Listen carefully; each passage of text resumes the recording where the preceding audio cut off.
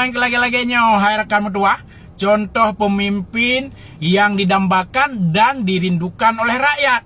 Pemimpin yang fikir ke nasib rakyat, yang mendahulukan kepentingan rakyat. Ya, Ban. Alhamdulillah orangnya katakan kehadiran sidra pemimpin yang tidak memikirkan, tidak mementingkan dirinya sendiri. Ya, Alhamdulillah. Karena contoh orangnya Bapak Bupati Birun dengan Wakil Bupati Birun getulak pengadaan motor dinah senilai per miliar. Yang motor dinah per miliar pasti motor-motor mewah. Ban. Kemudian laki untuk dialihkan anggarannya untuk membiayai pembangunan rumah layak huni bagi urang gasin. Alterawa rumah duafa. Nyo jarang-jarang nah pemimpin lagi-laginya. Yang tak kalah, yang lebih lantik. Pedepat aja ilai pengadaan mobil dinas baru nyampi hanjut yang kelas menengah harus kelas atas. Mobil-mobil mewah 2 miliar biumi. Tapi alhamdulillah orangnya di Bapak Bupati Birun, Wakil Bupati Birun gagetem mendahulukan kepentingan rakyat, kepentingan masyarakat. Nah, kepedulian ke rakyat-rakyat gasin, alihkan untuk membiayai pembangunan rumah duafa. Yang lagi-laginya contoh pemimpin yang betul-betul dibutuhkan oleh masyarakat, oleh rakyatnya.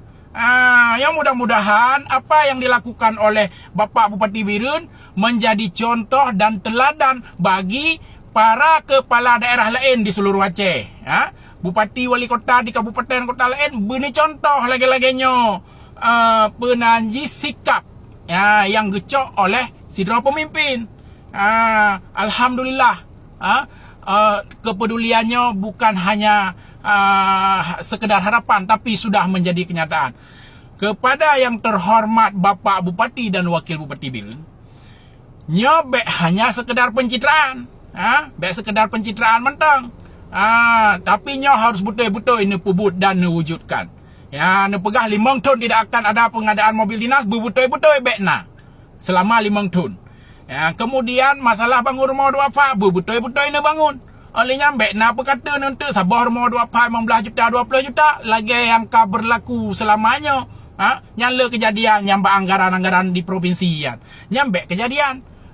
Ketika nak bantu masyarakat miskinnya betul-betul ini bantu. Baik yang membebani. Baik lagi kejadian bantuan rumah rehab payah setor lah juta, payah setor per juta. Baik mulang kejadiannya. Pak Bupati memang sayang ke rakyat betul-betul bertulus berikhlas bantu rakyat. Insya-Allah memang drone sungguh-sungguh dalam membantu rakyat, bekerja untuk memperbaiki rakyat. InsyaAllah doa kamu mudah-mudahan kepemimpinan Ron akan berhasil membawa Kabupaten Birun menjadi lebih maju, lebih makmur dan rakyatnya lebih sejahtera.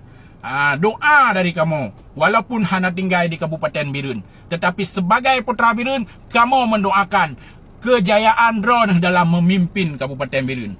Nyamban hai rekan mertua, contoh pemimpin yang diharapkan kehadirannya oleh rakyat. Apalagi dalam situasi ekonomi sulit. Lagi saat-saatnya. Ban rekan mertua.